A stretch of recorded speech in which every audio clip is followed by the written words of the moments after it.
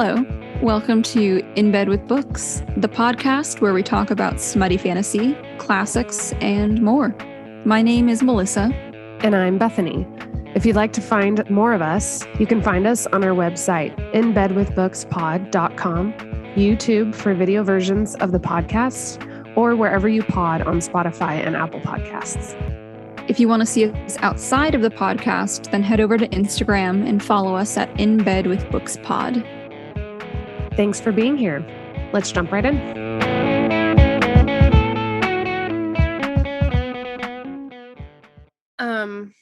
So my week, it was really funny. I was like, I need to tell Melissa, this is hilarious. So Milo and I got really high one night. Yes. And we did tarot. Yes. And I decided, so we did like the 3 past, present, future for like each of us. Mm-hmm. And then I was like, let's draw a card for the cats. Oh my God. And what a brilliant idea. Am I right? Yes. Like, why haven't I thought of this before? And so I I fan the deck and like let them choose. Yeah. Yeah. And Bunny chose the star. Oh, I know. And then I have to read it and I start crying. I'm just like bawling. Naturally. And Milo's like, oh boy. and then I'm like, okay. And then he like gives me a hug or whatever. And then I'm like, okay, baby, your turn. And then I like fan the deck. I shuffled the deck and I fanned it. And she chose the star again. And I about screamed. I was like, what? Milo was like, oh my God. Like, I was just like so amazed. I was like, you guys are stars. And then I read it again. Also, like, such in a like cat thing. I know. I read it again, like in the context of maybe, and was like, oh my gosh, she's such a star.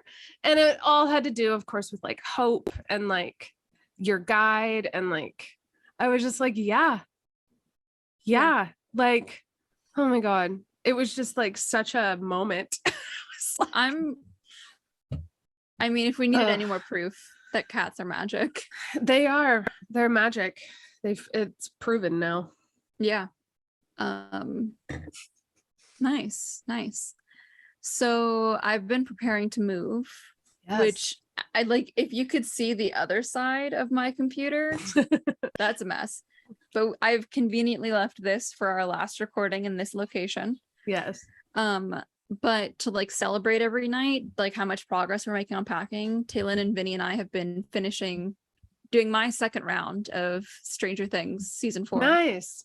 Getting all of Taylin through volume 1, or getting Taylin through all of volume 1. Yeah. And then getting Vinny through volume 2. Simultaneously. Yeah, well, pretty much. Like we've watched, like Vinny had to sit through all of volume 1 again, and Taylin watched most of volume 2. And so like not all consecutively, she kept coming in and out of the room. And so we finally just sat them down and they watched it all beginning to end. Yeah. And I gotta tell you, okay, I mean, like, I'm still like, this is not to say that I'm not a huge fan of Eddie and like Joseph Quinn suddenly after, a few weeks. But upon rewatching, Max's death hits, or like her almost death hits so much harder because she's just a kid. There's the like sense that Eddie had kind of accepted his fate a couple of times throughout that whole thing. When he like decides to cut the rope, he stops riding the bike and running, and he turns towards the like bats and everything. Like, he kind of had that realization a couple of times that he probably wasn't going to make it out. Whereas like Max died crying in Lucas's arms, and that was just like, that had me sobbing. Taylin and I like went outside later for a smoke, and I was like, no, I'm good. I was like, I'm just gonna cry. Yeah, I'm gonna cry. Yeah, it was not fun. Yeah, but it was fun. Like I suffered, but I liked it. It was the good kind of, it was the welcome kind of suffering. Yeah. And I also needed to I'm rewatch. watching this to break my heart. Yes. Yes. And I need to like see the details that I think they're going to link back to in season 5. Because they put such an emphasis on the fact that like his victims aren't dying, they're being consumed. Right. And like Papa, Dr. Brenner has that line where he's like, he takes all of their memories, he takes everything that they are. And I feel like that was like on purpose. Like, I feel like that's where Max is. So I do think we're going to get her back. Yeah. So. I think so too. Yes. I have some sad theories that I won't put here because I don't want to cry. Yeah. But yeah, so that's been my week. It's pretty much just like packing, Stranger Things, and then like I was telling you before we officially started recording, Attorney Woo. Yes. Yeah. Which is an excellent show. Highly recommend to anyone listening to this.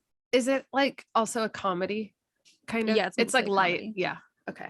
Yeah. I mean, like I only call it a K-drama because I don't think we really have like a name for like that's like that's like the genre is like the coined genre. Yeah, but I feel like genre. It's not like I wouldn't say like it is a K-drama in the sense that like it comes from Korea and it is a TV show, but I wouldn't really deem it like a drama. Yeah. Yeah, it's much more. Yeah, it's funny. just kind of the tag for. Yeah. Yeah. Yep. What are we reading? What are we talking about today, Melissa? We are talking about Kingdom of the Wicked by Kerri Maniscalco. Yes. Yes. This was voted by you, the followers, in our on our Instagram. Yeah. And on our little poll. Yes. Real quick.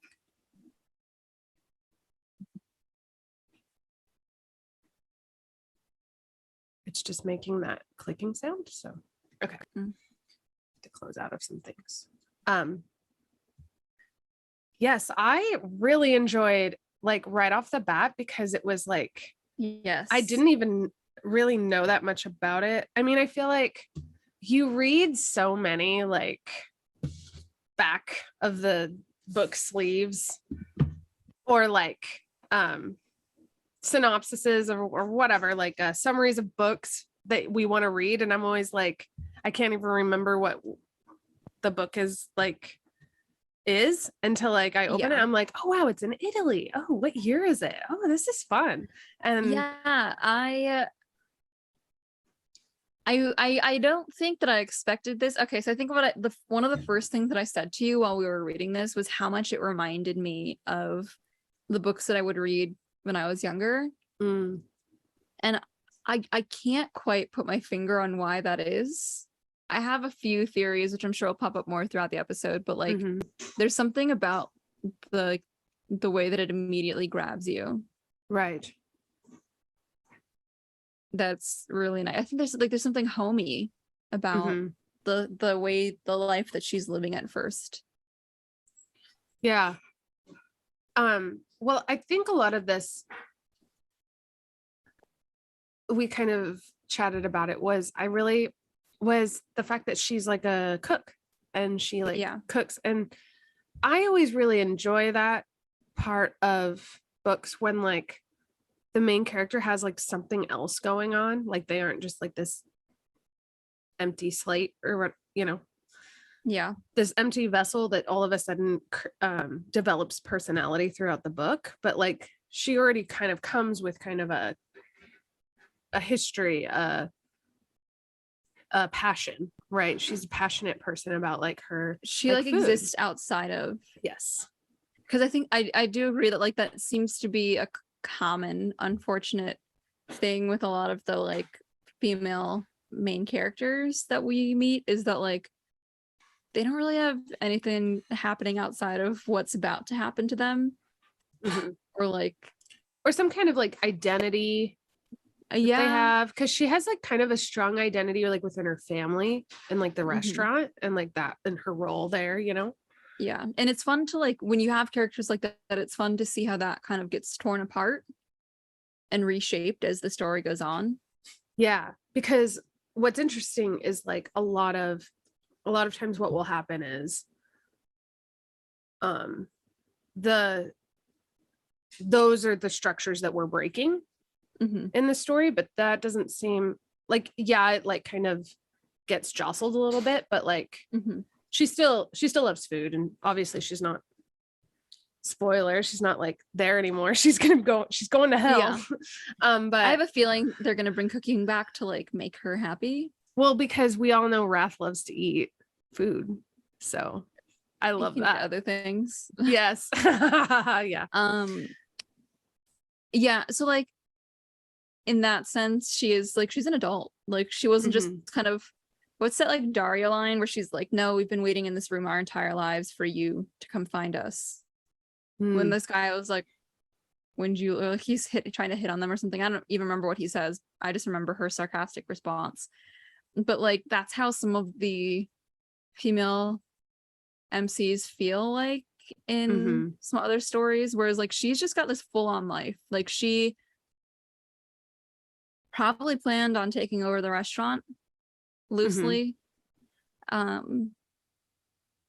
She's just like, she's not waiting for something to happen. She's enjoying her life. Yeah, exactly. And gets torn out of it a little bit. Yeah. With Victoria's death. Yeah. But yeah, I kind of liked that like that is still a big part of who she is, her family and the food and the restaurant, even after it. And the fact that she's like leaving it, you know. And it says like a lot about what she really wants. Yes. Yeah. Like those were the things that instigated her making the decision that she does at the very end. Because I do think that like part of life is going through like these trials and what comes out on the other end. And so like I was worried about her for a hot second there because she was hiding so much from her family, even after she found out some of the truth about who they were and what they were. And that sets like a really difficult precedent for where her character could be going. But I think there was this sense at the very end that like they're back on the same team. Like the fellowship is broken up because they've had to go into hiding, but they're all working towards these means now. So I was so kind of going to the end, I guess. I was so excited. We can't help but go to the end. I know. The beginning. So I was so excited when Nana was like fought. Oh Envy. yeah. That was fucking amazing. I was like, hell yes. Especially it was confirmed that he sent the Wraith, right? Yeah. So like she knew. I'm pretty sure. She fucking knew. She fucking knew. And the guy who thought that he incapacitated her or was responsible for her incapacitation was also directly attacked by her. So that was fun. I love and her. I love because there's that part where she's like done fighting him and she like sits down and she's like, we got to figure this out. And then like Emilia was like, she didn't look tired at all. She was like ready. And I was like, fuck yeah, Nona. Yes, because like, okay, I know that you really liked the serpent and dove magic where like magic is like cost a price and everything, but I love the kind of stuff where like you can see people do really fantastic and like absurdly powerful bouts of magic and then just sit down like nothing happened. So yeah, I want to be her when I grow up. But like that also at the very beginning then of this series gives us this kind of goal for where Emilia could go in terms of her abilities and her powers, which is really fun to look forward to. Oh, sorry. One, and I won't say this is an issue that I've got with the book so much as it's like it seems to be consistent in YA or like NA fantasy romance stuff now, is that like the stories seem to end before like the action has concluded. Yeah, like a cliffhanger. like it doesn't even feel like a cliffhanger. Like the entire book, she's talking about how she needs to find her brother's killer and like, or her sister's killer and bring him to justice. But then in the very end, it didn't feel like that. Yeah. Because she found. Yeah. Sorry, go ahead. No, I have to sneeze. Oh, sorry. But I will go ahead actually. Okay. Because I thought there was a statement that she had said about like making the decision to go to hell, that she would try and find the ones responsible. So I'm almost wondering if that's going to be kind of the subplot of the next book or something. That's what it feels like, but like it was so central to what was pushing her for so much of this book that I'm kind of like, yeah, I feel like it's kind of like something came in and like started a new plot line. Yes. Of her like, yes. okay, now I have to marry Pride. Yeah. And that's like going to be the new thing. Because I feel like we were given the, hold on, my internet connection is unstable. Just a second. I'll pick up right where I left off.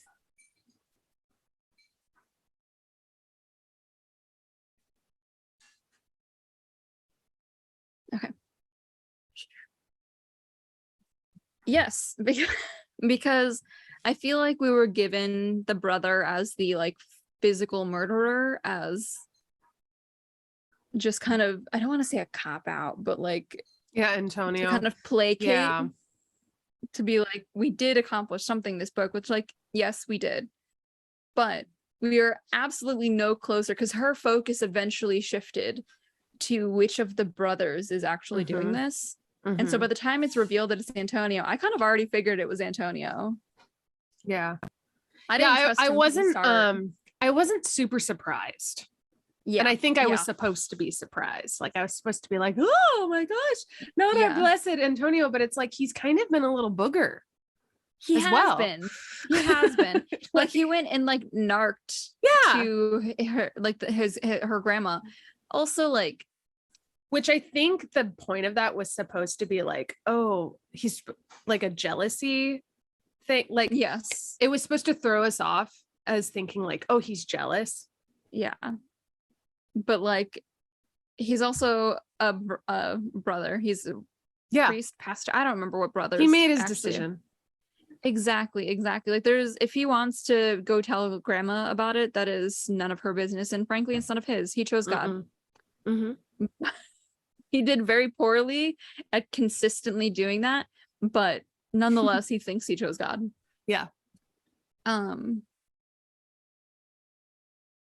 Yeah, so that was one of my big qualms with it.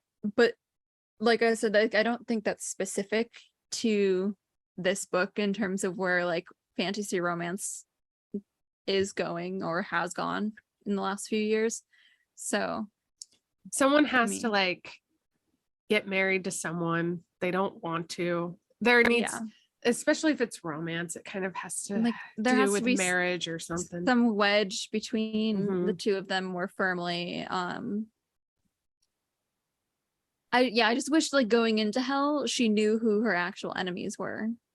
Yeah.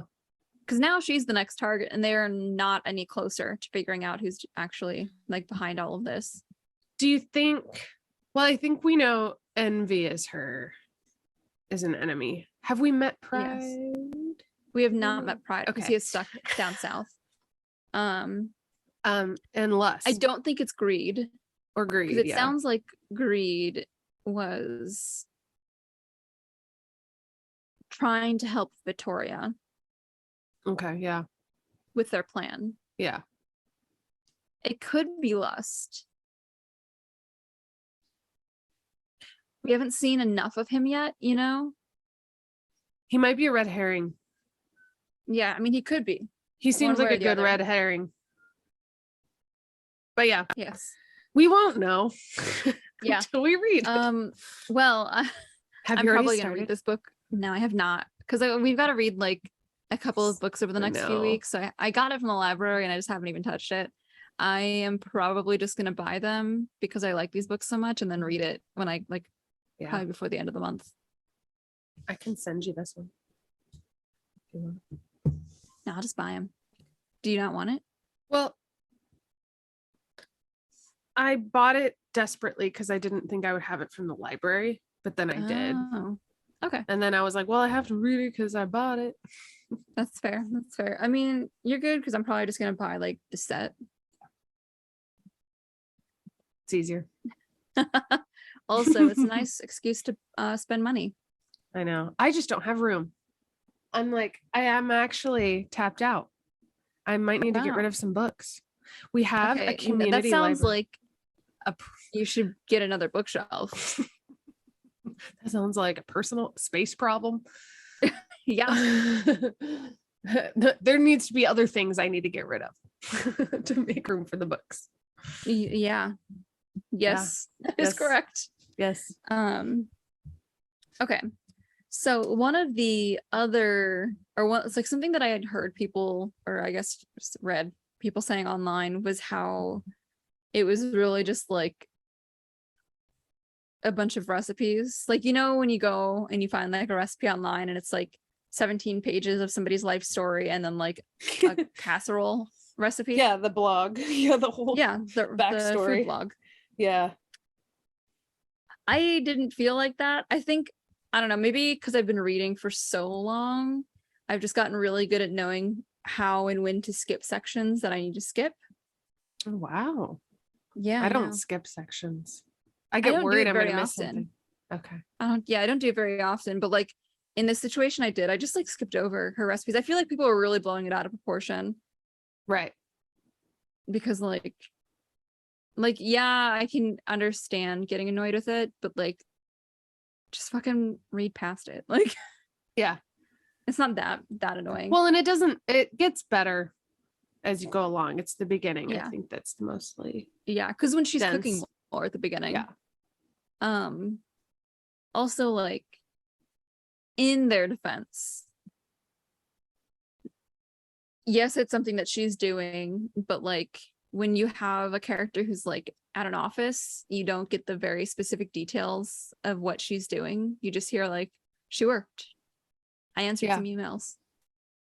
And so I do understand why people were frustrated with it, because like we don't normally get that much in-depth detail about a like the little things that they're doing in between.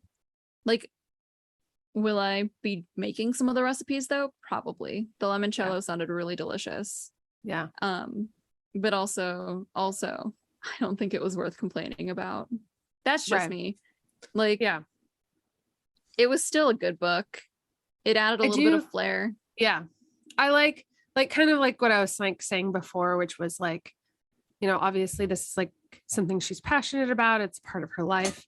There is something I really love, and I've always loved this about every story, and that's in like film, like Disney movies and everything, is the quotidian feel, like the montage, like when everyone clean, like when all of the animals in Snow White like clean the dwarves' house. It's like I live for that shit.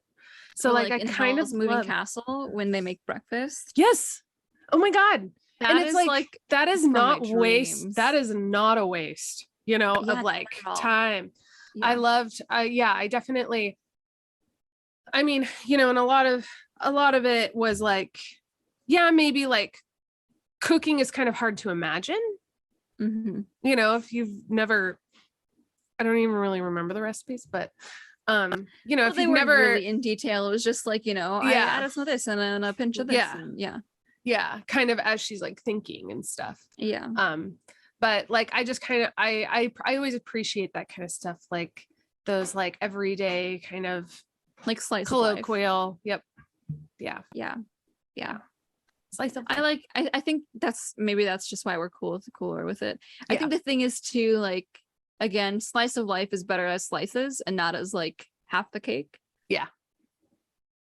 But it was still nice. Like it still gave context when she would like taste something and she would be like, oh wow, this would be good with this. I should try this at the restaurant. Like without the context of her being a good cook that we already know, that would just feel kind of out of place and dumb. Yeah, like it was proven to us. Yeah, definitely. Yeah. So But yeah, So what I'm in love with Wrath. What? yeah. Okay, real quick before we get into Wrath. Yes. You mentioned that this book kind of reminded you of like the old books that you used to read. Mm-hmm. And I'm wondering if it has something to do with that it's kind of like a little murder mystery. Like I That is felt a little it, now that yeah. books that have that kind of pace and that kind of like structure are very structured. Like you don't Yes. have long pauses of like convalescence or like Yes. you know, moments on the hilltop coming to Jesus or anything. It's very much like on to the next thing and like puzzling things, which I feel like is very much of your pace that I think you like a lot. Yeah, I didn't read a lot of murder mystery when I was younger, but it was always like there is this mystery that we're trying to uncover. Yes. And so And like, there's always a focus. murder or not. Yeah, murder or not, there's like yeah. There's a similar cadence like to the stories. Yes. Yeah, I think that plays a role in it as well. Yeah. Yeah. Yeah. It's the strangest thing because like there was never a point when like I read something and I thought that's it. That's why it reminds me of those books. It just does. Yeah, I can't explain it. There's multiple layers to it, probably. I'm sure, yeah. Um, layers of the cake. Yes. Like an onion. Do you love Wrath? I do love Wrath. And I'm kind of angry that I already ordered my shirts that we designed because I kind of want to add him to it. Oh, yeah. Did you order them? Okay. I did. Oh, so I'll be getting that's this. okay. Well, they're gonna be next time around. Yeah, we're gonna do more. Yes. Yeah. We'll update them as well, and we still need to read more of him, you know. I feel like you I need to be a little bit more connected. Yeah. And like I need him to clarify the things about certain things about certain souls and number of those souls and what that's about. But I think we both know that he was not going to use her soul because he saved her life. Yeah. And he could have used her soul right then and there. Yeah. And he likes her. Yeah, maybe that's why too. Because there's that element of like, what has she really done to make him fall in love? But he's like very clearly into her. I'm wondering if there's more. Him. I'm wondering if there's more secrets that we don't know. Yeah, because he doesn't talk a lot. He doesn't. He's the quiet type. He is. Yes. He's good for both of us. Yeah.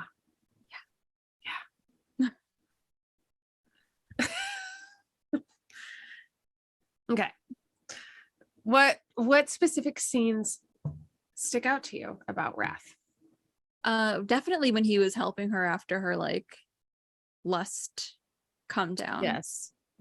Her like lust drop, if you will. Like it was really jarring because for the first like half of the book or however long it is leading up to then, the passage of time is pretty slow. Between like her sister's death and the lust incident. And so then it's just kind of like what was it, like 6 weeks later or something absurd, maybe 2 weeks, I don't know, something absurd. And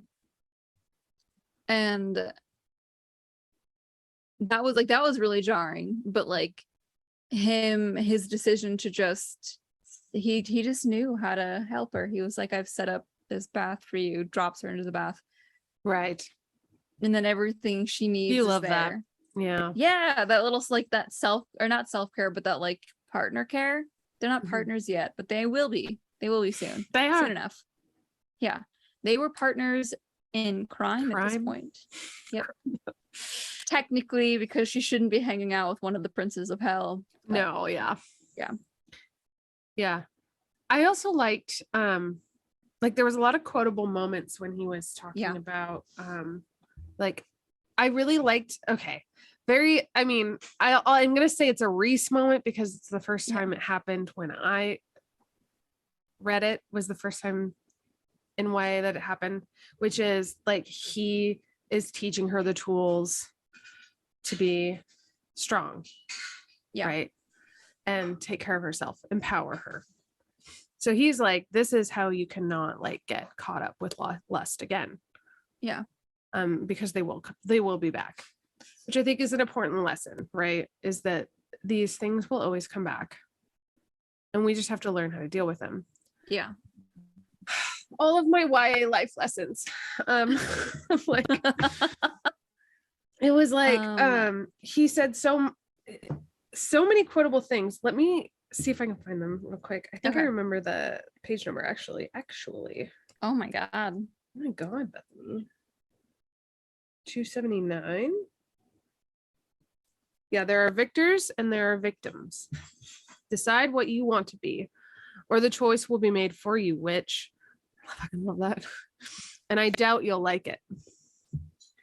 That chapter 36, he really lays it down thick.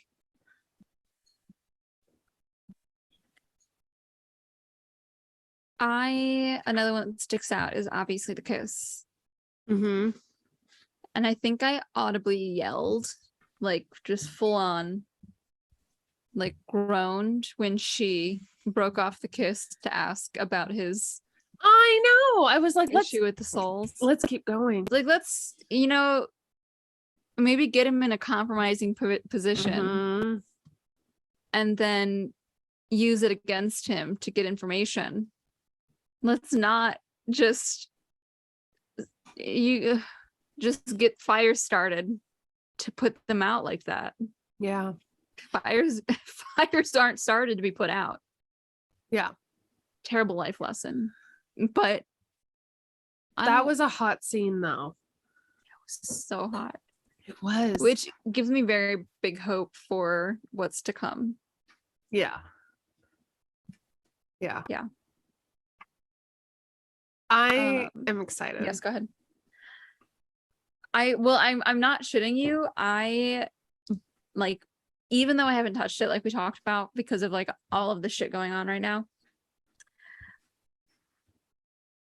I got the book from the library within 10 minutes of finishing this one because I was just like, I have to know, which is exactly why they end the books like they do. Yes. Because you have to know. And like Wrath is all angry at her, and so he's just like probably also feeling betrayed because she's decided to get married.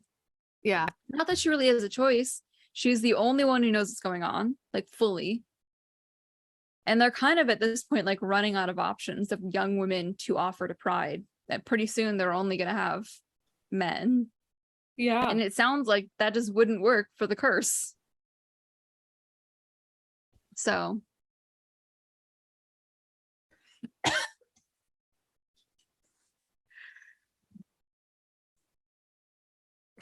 been a long week. I'm sorry, it's the moon moving. I thought you were going to say it's the moon. It's also the moon. It is.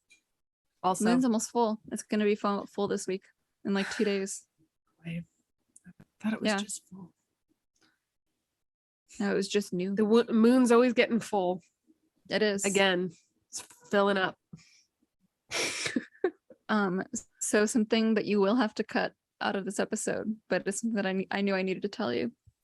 So at work, one of our clients is like, she does like kind of new agey stuff, and so she'll always have a post for the new moon. And the copy on one of the posts said this was the last new moon of the year. And so she put a comment. She's like, it's not the last full moon of the year. There's like one every month. And my supervisor, who's like in charge of typically communicating with the client, was like, I'm sorry, I guess I didn't know that there was a full moon every month. I guess the website that I looked at was incorrect. And I'm like, how do you manage to look at the one website? Also, what website would say there's only one full moon a month?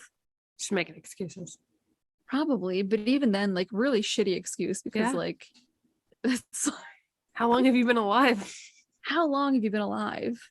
There's a full moon every month. What does she think happens to the moon the other times of the year? Yeah.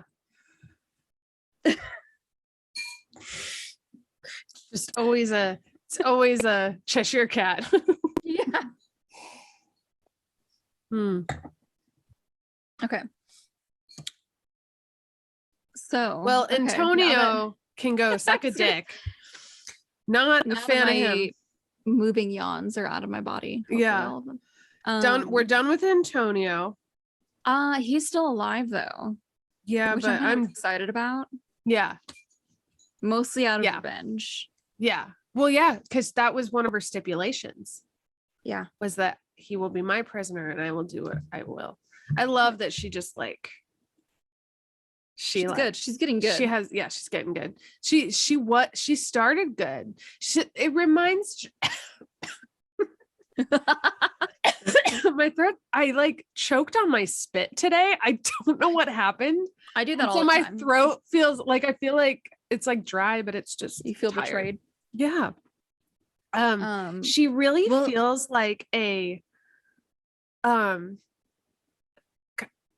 of a more sober Jude. Yeah. You know, she's really driven and she's really like she's not afraid to like say what she wants. She's not afraid to like seduce. She's not afraid to like ask for what she wants, but she's not, Jude. Yes. I think part of that, like one, like there's this kind of like two parts to this kind of progression for her. One of them being that like her sister's death completely changed her life. Yes. Because she says so many times that like she's like in her processing of what she has to do next. She's like, what would Vittoria do? Mm-hmm. And then she's like, fuck it, let's do this. Yeah. Which I love for her. Like that she's starting to live her life more to the fullest. Yeah. But also she fucks up real hard in the beginning and she finds out how, but like she kind of knows that she fucks up when she summons Wrath, because she somehow managed to summon like a prince of hell. Mm-hmm. But she doesn't know like the extent of how bad she's fucked up. And so you do see her like learning from that mistake progressively, is like she's being careful about what she says, she's being careful about like the way she's going about the business and everything a bit. She's still like a bit reckless. But when she finds out that she like accidentally basically proposed to him, like, do you want to talk about like foreshadowing for what she ends up doing with Pride? Yeah. Now that she knows how. Yeah.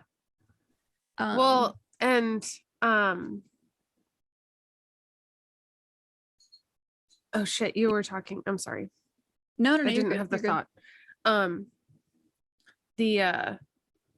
You're talking about how like she's like learning and stuff. Yeah.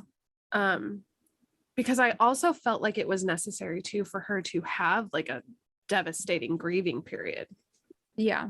Like, and like I joke about like the convalescence earlier, but like we kind of skipped through this. Like it was probably a couple of weeks or whatever, but like we didn't tarry there, which was nice. I think it was like 3 weeks. Yeah. That's why I think like it's also almost like this prologue action. Like the story itself actually starts at her finding the journal and deciding to take action and figure this out. But like all of the action before that is like we get them as kids when they're like 8 years old. We get them a few weeks before their birthday. They die, or her sister dies like the day, I think is like the day of or the day before their birthday. And then like 2 or 3 weeks after that is when the action actually starts. Yeah. So this whole like the first like 2 or 3 chapters is a solid like 6 weeks, 8 weeks. So yeah,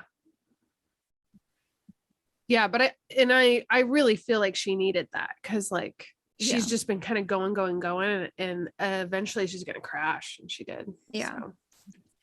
And to like she still established in those few chapters how,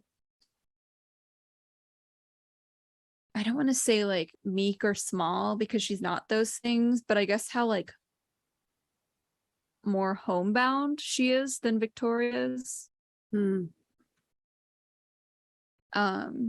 like Amelia is the one who stays home and she reads her romances. She doesn't go out to meet boys. She likes to cook at home. You know what I mean? Like so she's driven and she has all of this like ambition, but it's not for like the big outside world things that Victoria is driven towards. And so I think like we still have firmly established in those few pages that like here's who she was. Yeah. And like you feel that solidly. And then like the kind of degradation of that person into the future wife of the King of Hell. Yeah. So yeah, it's fun. It is. I love like devolution of character. Yeah. So much. Yeah. So we haven't talked about Claudia, or there was someone else. Oh, Aeneas? Was he a big character? I remember being really drawn to him when he came in. He was the human that works for the princes. Or Wrath, right? For Wrath. And she wondered why he, like, that's when she started to really trust Wrath, because he wasn't gonna like kill him for his soul. I just remember being like really surprised by it. They had this like relationship with, I think is Aeneas. It's hard because she had an accent and I wasn't reading it. So that's fair. I don't remember his name because I finished this like a little over a week ago. Let me Google the character list. There's also werewolves. Oh, that's what I was going to talk about. Yes. The vampire. I got very excited for you. I got excited for like a hot second, and then I was like, oh, actually, I don't know that I like it. Yeah, he's not a cool vampire. He's a dumb vampire. He's kind of scary. Like, he's smarmy. Really scary. Yes. He's like, oh, you want to feed on you before you. Like, okay. But he, like, that's our first vampire of the podcast. You're like, why does he have to be the first one? Yeah. You'll take Edward.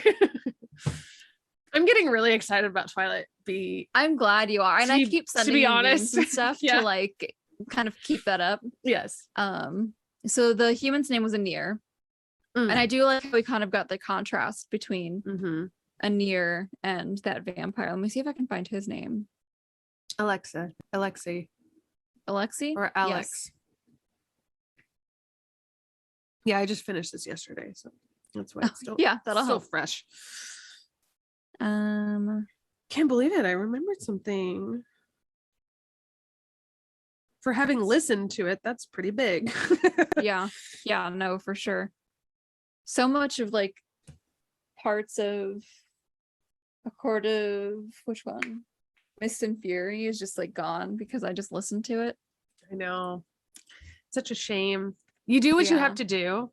Yeah. But honestly, talking about it helps too. Like afterwards. Oh yeah, no. Like if I were never to talk about this book, I would probably not have been able to like remember or like even like have in my brain just like be able to like go back to it. It would have just dissipated. Yeah. Yep. Which is a shame. Yeah. So on some level, you can argue that like their assistants, if we want to call them that, familiars, are like Princess of Hell, if you will. Well, the prince's assistants. Yes. Slow that up and down. Yeah. It's like edited it. Yep. I edited it. Edited it. Yep. The prince's assistant. Prince's assistants. Each of them are kind of like indicative of their own like humanity. You know what I mean? Like it's an easy way for the author to show us who they are a little bit more Yeah. as a person. So like Greed had those kind of half animal creatures, half human, half animal. And I feel like that was, I mean, on the one hand, it was a red herring. It was meant to make him a lot scarier than I think he ends up being at all. And it did kind of sink into the like, he is the head of a gambling house. He's gonna have big security guards. But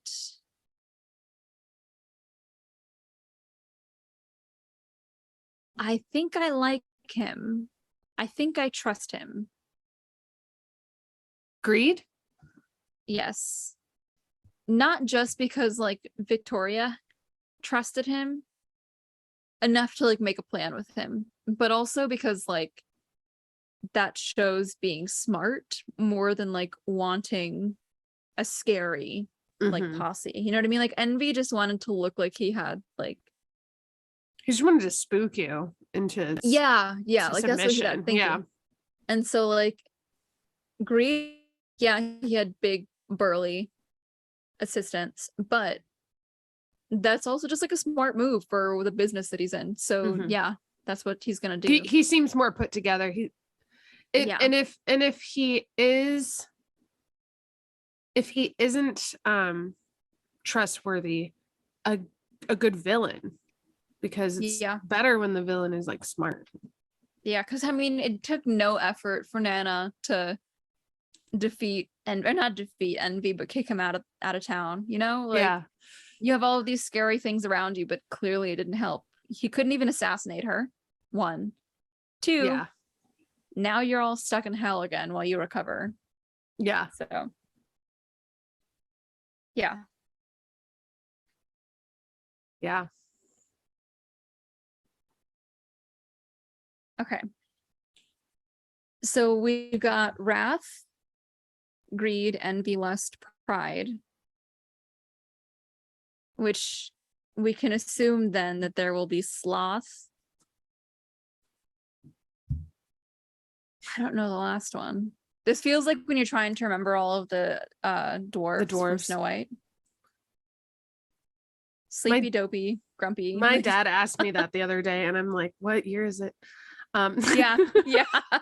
and I listed all of them. Everyone forgets Bashful. I always used to forget Doc. Yeah, that one too. Yeah, because like you go with the like sleepy, dopey, like the ease. The describers. Yeah. Like the adjectives, and then you've got Doc. Yeah. What is the 7th deadly sin? Oh, I don't know the deadly sins. That's what they are. Oh, these? Oh, yeah. Wrath, I should know pride, this. Envy, greed. Gluttony. Gluttony. Okay. Is it really? Wait, is that not just greed? Probably. Okay. My mom's Catholic. I should know these things. Okay. I don't really know the 7 deadly sins. I only know the Beatitudes. Okay. No, you're right. So it's wrath, pride, envy, greed, gluttony, lust, and sloth. Do we meet sloth? Oh my god. It is gluttony. Oh my god. How is gluttony different than greed? Greed is wanting. I think gluttony, I don't know. Let's look for research.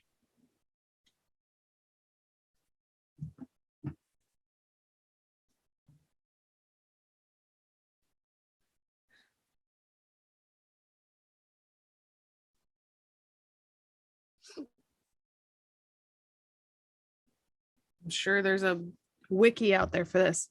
Yeah. Gluttony refers to a lack of self-control regarding food and drink. Greed refers to an excessive desire for money and material possessions. That makes sense. Okay, so I am looking at the like Kingdom of the Wicked wiki also. Apparently sloth is the only one that we've yet to meet in the books. But gluttony is first introduced in the second book when he hosts the Feast of the Wolf in his home. So naturally, gluttony is having the feasts. Yes. That makes sense. Also, I didn't realize that they specified so specifically with like the differentiation between greed and gluttony. Yeah, in the that's interesting. 7 deadly sins. Yeah. I guess it makes Yeah. sense though. Lust is just greed for sex. Yeah. I wonder how she landed on Wrath being like the love interest, you know? Yeah. There's another book I read where the love interest was Wrath. It's was R-A-T-H. Oh, It's kind of a sexy name, I guess. yes. In my emporium also a of Prince of romance Hell? books. My emporium of dark romance. Yeah. Was he what? Was he also a Prince of Hell? Kind of. Oh, cool. Not literally, but yeah. I'm all Yes. for it. So, Yep. Real quick side note here. I don't know if you've heard of the book Den of Vipers. yes. Have you read it? No. I read it last year in like 2 days. It's like 600 pages Holy shit. because you can't not. It's like Okay. really, it's like a porno. It's like really intense and That's great. what I've heard. Yeah. Yeah. And my friend at work was like, because I was like, oh, she was like kind of interested in like reading something. And I was like, oh, like, so I kind of gave her like a touch of darkness. I was like, maybe you like, it's like a good like introduction. But then she like wanted something a little bit more spicy. And I was like, oh God, like, okay. And then I was kind of, all of the other stuff I've read have been like kind of longer series. And then I was like, oh no. And then I remembered that one. And I was like, oh no, you need to read this. And she's like, she's read, like, she's on, I don't know, she's pretty far into it just over the weekend. And she's like, this book. And I'm like, I know. I was like, it's really intense. And she's having her friend read it. It's like so funny. It's like a plague. It is a plague. I was like, once you get endemic. Because she, like, I won't go into too much detail, but it's like for people who aren't like readers, it's like an easy thing to like get into because you're like, this is fun. It's just pure fun, and you don't have to worry about too much about like, I feel like a lot of the average Joe or Mary will like definitely not know what to do with fantasy. They just kind of, there's kind of the stigma or whatever. They're just like, oh, it's like a lot for them. But like, this is like more like everyone can get behind sex, Oh yeah. Yeah. I think if good. you can't get behind sex, you're not the kind of person that I want to. Yeah, exactly. I'm like, who are you? Yeah. Like, unfortunately, I don't know that there's a lot of things we can talk about. And that's on me. That's on me. Yeah. From what I understand, this does get spicier as it goes on. I'm excited. This one, I think it's a nice, like, King of the Wicked had a nice balance because there was so much buildup. Yes. We've had so much buildup this season. Like, well, we started we've had, a lot. Like, the hand touching. Yeah. Like the Pride and Prejudice kiss. Where it's like, yes.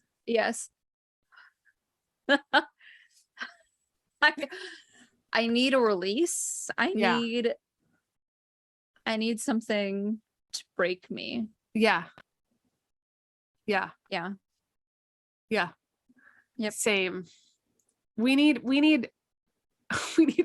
lightning sex again. We need to come. Okay. We need to come. The books need to come. They need to come. The books need to give us a little bit more of the good stuff. Yes. I'm not at the point yet where I'm willing to sacrifice plot, but we're getting there. Yeah.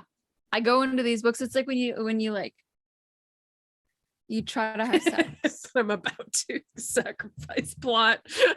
Yeah. I like it. Like, my, how the tables have turned. I know.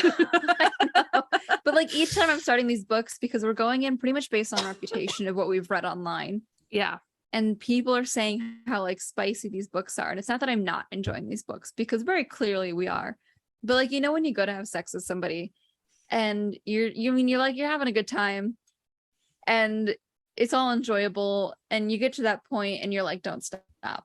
And they either like speed up and fuck it up, or like they like change the angle somehow and you're like, well, it's gone forever. That's how it feels right now. Yeah. Like emotionally. You're like, just read my mind, do what I need you to do. Come on. It's like, you know, when I say don't stop, it also means don't change anything that you're doing. Yes. Like just do exactly what you are doing right now and we will get where we need to go. It's like, just keep going and just give me some time. Keep that rhythm, keep it on that spot. Yep. Keep that pressure. But no, some people here don't stop and they're like, go faster, go harder, go more. And it ruins everything. Yeah. I need them. Because like when that happens too, there's also this like, will I even be able to finish myself later? Did this just ruin my whole night? Yeah. Says the girl who got the book from the library and just hasn't read it yet. Yeah.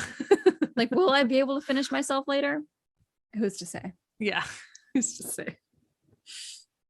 Oh my God. What did we start with this season? Queen of Nothing. Yes. And that was a quintessential like YA sex. We haven't had like actual We haven't had sex this season yet. Yeah. There's been no penis. Where's the penis? Yeah. Where's the dicks? Yeah. Not that like Glint didn't have anything. Glint had one kiss. All we've had is shirts off. That's all we've had. We've had shirts off and kisses. What is this? What is this? We're like middle school. We've inadvertently given ourselves such like a chaste, like I'm going to tell you right now, Twilight doesn't have any sex. That is a main plot point of Twilight. No. Yeah. Wait a minute. We don't have, well, we've got King of Blood, Battle and Blood. That is our last sex. hope. Like Obi-Wan, you are our only hope. Scarlet St. Clair, you better pull through, girl. I do think you're right. We chose a very chaste, because last season we had so heavy Sarah J. Maas. We like started strong, and then we also had we had the fucking joining last season. We are starved. Yes, we had a threesome last season, and this time I was like, wow, that kiss was so nice. Like, I feel like a born again virgin. I know. Like we're back to square one. Yes. Yeah. Oh man. Like I can feel my cherry growing back. I'm gonna get to a sex scene and I'm just gonna full on blush. Like I'm not gonna know what to do with myself. Yeah. But just to kind of jump back to something I said a minute ago, Twilight was written by a Mormon. I hope you know. Yes, I do know. Yeah. So they don't have sex until the 4th book. And we don't get to see it. Right. Yeah. And she immediately gets pregnant and dies. Wait, you just told me the end? She becomes a vampire, but like you just how much to me more like Christian lady can you get than you will have sex and you will die. Like and you will have a baby and die. Yeah. The baby, like it's pretty gruesome. It doesn't get, it's like loosely gruesome in the book. But like, well, because I also don't know how much we were planning to read on the podcast. I think when with our whole, we've kind of talked about this, but like with our Melissa Drugs, Bethany into the YA Past series, mini little series thing that we're doing, I think we kind of talked about doing like the first book of some of these series and then like seeing how we feel. Yeah, seeing how we feel.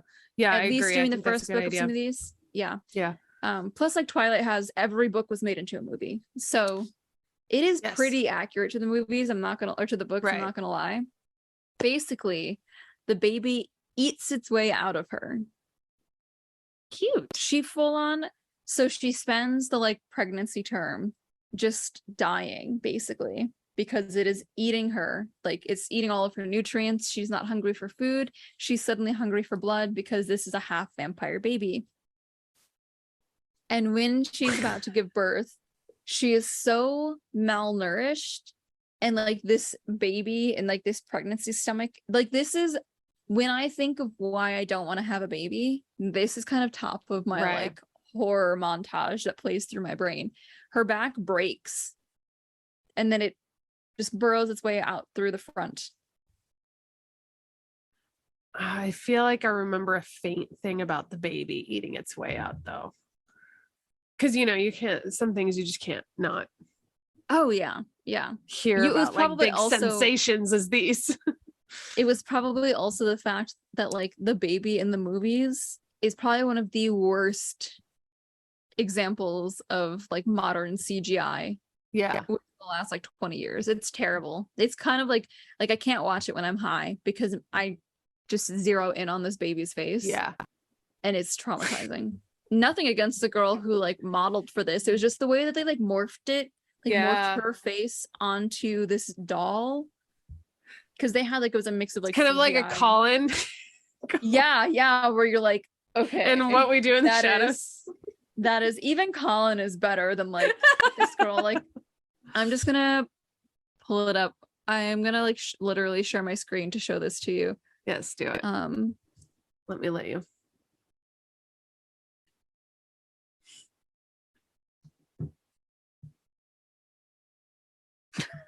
Jesus Christ. I'm sorry. Okay.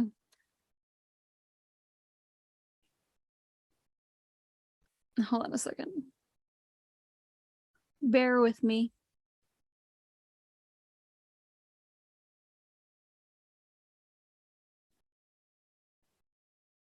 Whoops. Okay. That oops was a good oops. Okay. Oh no. Yeah. Just I won't leave it there for too long. This is the real one. So like there's some like edits and stuff here, right? Oh, that's the real one. Yep, that is like this is what the girl actually looks like. Like cute girl, right? Like right, but they just fucked what up her happened? face. They just like I can't fully wrap my mind around what they were thinking. Yeah, that's bad. It's really bad. Yeah. So that is the what we have to look forward to. Yeah. So all of that to say is that Bethany and I are starved for some good quality sex scenes. Like or just like sex scenes. Period. A sex scene that we get to see. Yes. Read about. Yes. Yep. Yes. Well, after that rant, what are your final thoughts about Kingdom of the Wicked? I really like Emilia.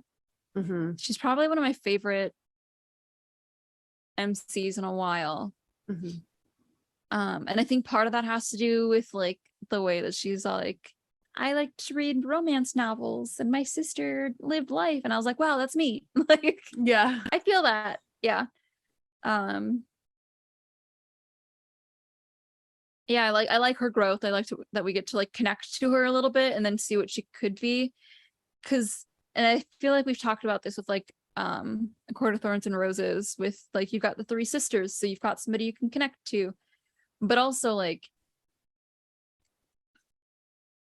not that they're flat, but they're pretty predictable in where you would expect their characterization to go. Like it's I'm never really surprised about the direction that they take. Yeah. Whereas like Emilia, like her decision to like take life by the collar and just like find her sister's killer was totally different than who she started out as, but not like so much so that I wasn't believing it. Like I liked that. I liked that we connect to her, but she wasn't small.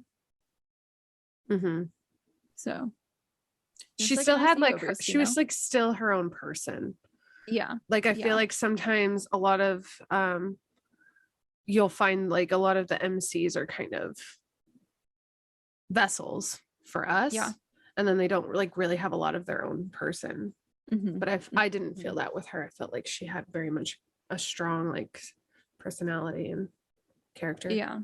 Yeah. And Yeah. like her like devolving into dealing with devils and everything. Like it felt like, yeah, if my twin sister died, if I had a twin sister and she died, I might also start dealing in some black arts if I figured it could bring me an answer. Like, yeah. process of grieving. So Yeah, definitely. yeah. Yeah. Yeah, what about you? I felt like a lot happened, but it still felt like there's still more to see. Obviously, we're going to hell, so there's going to be more to see. But I feel like it's like the momentum is not lost. Yeah. I feel like I'm really excited to see what happens next. Like, sex-wise, but also like retribution, revenge-wise. Like we still have some unsolved business. And I love Nana. I'm obsessed with her. And I can't wait for her to like bust through somewhere, something, and just like start kicking ass again. Yes. And for them to like be on the same page. Yes. Yeah. I think because like I agree, like a lot happened. I think so much of that was just because we were learning. Yeah. Like we it didn't feel like an info dump though, you know what I mean? No, yeah, it was good. I felt like a lot happened, but it felt like it was a even momentum that makes me feel like the next book is still going to be, I don't know, like what I'm trying to say, I guess, like we know where we're going in the next book. Yes. Like because we know the next book's not going to be the first book because we're no longer in the same world. And so I'm kind of excited. And she's got this like whole like second round of energy kind of like anger go like fueling her. Yeah, she has a new wind. She's got wind. Yeah, she got like her second wind is hit and we are going just head first into this. Yeah, so I'm excited for that. Yeah, I'm excited too. All right. So fingers crossed I can start that book in the next few weeks because it has honestly just been on my mind. I know. Yeah. Okay. So our next episode next week, we're going to be talking about In Bed with Magical Powers. Yes. I'm excited. I'm going to be honest. I don't remember recording that at all. Yeah, it was a little while ago. Not too long ago, but me neither. Like I saw that it was in the drive and I was like, oh, what did we talk about? Yeah. We talked a lot. I'll refresh you. We talked a little bit about objects. Okay. Being powerful. Yes. Things like that. But I will say one of my favorite episodes so far that we've recorded that's already out right now is Fantasy Creatures. Oh yeah. That one was like really fucking fun. Fun. When I was re-listening to that, I was like, I don't know why we thought we should say these things, but it's out there now. So we said them and they are it's revealed. I went on a long tangent about orcs. Yeah. I talked about why I want to fuck vampires. So so here we are. Yep. So glad you know everything about us now. If any therapists are listening to this, yes, I would like free sessions. Thank you. You're welcome to study me. Okay, but yeah, so this week I am going to be moving. Yeah. By the time this comes out, I will have moved. Yes, to a different state. Yes, a different state. Different time and I will have a snazzy new recording space. Yay. It won't be like an official recording space. It'll just hopefully be a little bigger than like this corner of my bedroom that I've been using. Yeah. So exciting. yeah. Changes. All right. Well, until next week. Wait, What? Oh, yes. thank you guys for listening. Thank you so much for listening. And also, by the time this is out, we will have dropped a new collection on our shop. Right? Yes. Yes. Panic. And yes. if you listen to us at all, you will know that we have like a affinity for daddies, and Yes. we've created a line, a collection. Line. Yeah, our daddy line. You can get a bucket hat. You can get a literal dad hat that says daddy. I think we have Stickers, shirts t-shirts. and stickers. Yeah. And then we each have our Melissa's choice of book boyfriends and book girlfriends. And then Bethany's choice of book boyfriends and book girlfriends. Yes, on t-shirts. So yeah, you should check it out. Go to our Instagram, go to our website, and you should be able to find it there. But yeah. So yeah. Until next week. Yep. Happy reading. Happy reading. Bye. Bye.